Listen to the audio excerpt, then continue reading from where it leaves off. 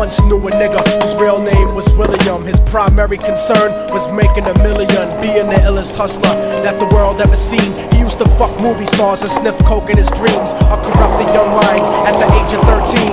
Nigga never had a father and his mom was a fiend. She put the pipe down, but for every year she was sober. Her son's heart simultaneously grew colder. He started hanging out, selling bags in the projects, checking the young chicks looking for hit and run prospects. He was fascinated by material objects, but he understood money never bought respect. He built a reputation cause he could hustle and steal, but got locked once and didn't hesitate to squeal. So criminals he chilled with didn't think he was real. You see, me and niggas like this have never been equal. I don't project my insecurities on other people. He feeded for props like addicts with pipes and needles, and so he felt he had to prove to everyone he was evil. A feeble-minded young man with infinite potential, the product of a ghetto-bred capitalistic mental. Coincidentally, dropped out of school to sell weed, dancing with the devil, smoked till his eyes would bleed. But he was sick of selling trees and gave in to his greed.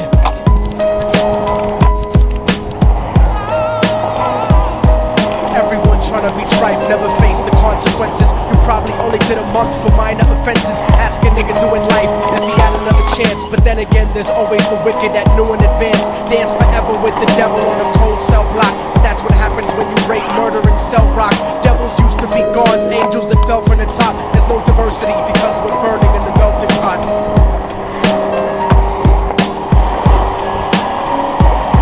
So Billy started robbing niggas, anything he could do to get his respect back in the eyes of his crew. Starting fights over little shit up on the block. Stepped up to selling mothers and brothers the crack rock. Working overtime, making money for the crack spot. Hit the jackpot and wanted to move up to cocaine, fulfilling the Scarface fantasy stuck in his brain. Tired of the block niggas treating him the same. He wanted to be major like the cutthroats and the thugs, but when he tried to step to him, niggas showed him no love. They told him any motherfucking coward can sell drugs. Any bitch nigga with a gun can bust slugs. Any nigga with a red shirt can front like a blood. Even Puffy smoked the motherfucker up in the club. But only a real thug can stab someone till they die. Standing in front of them, staring straight into their eyes, Billy realized that these men were well guarded, and they wanted to test him before business started. Suggested raping a bitch to prove he was cold-hearted. So now he had a choice between going back to his life or making money with made men. Up in the sight, his dreams about cars and ice made him agree a hardcore nigga is all he ever wanted to be. And so he met him Friday night at 2:45.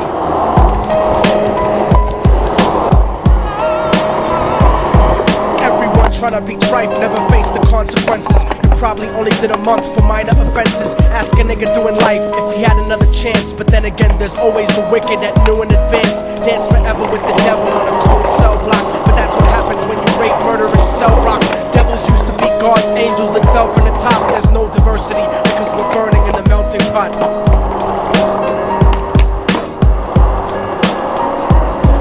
Drove around the project slow while it was raining, smoking blunts, drinking and joking for entertainment, until they saw a woman on the street walking alone, 3 in the morning, coming back from work on the way home. And so they quietly got out the car and followed her. Walking through the projects, the darkness swallowed her. They wrapped her shirt around their head and knocked her onto the floor.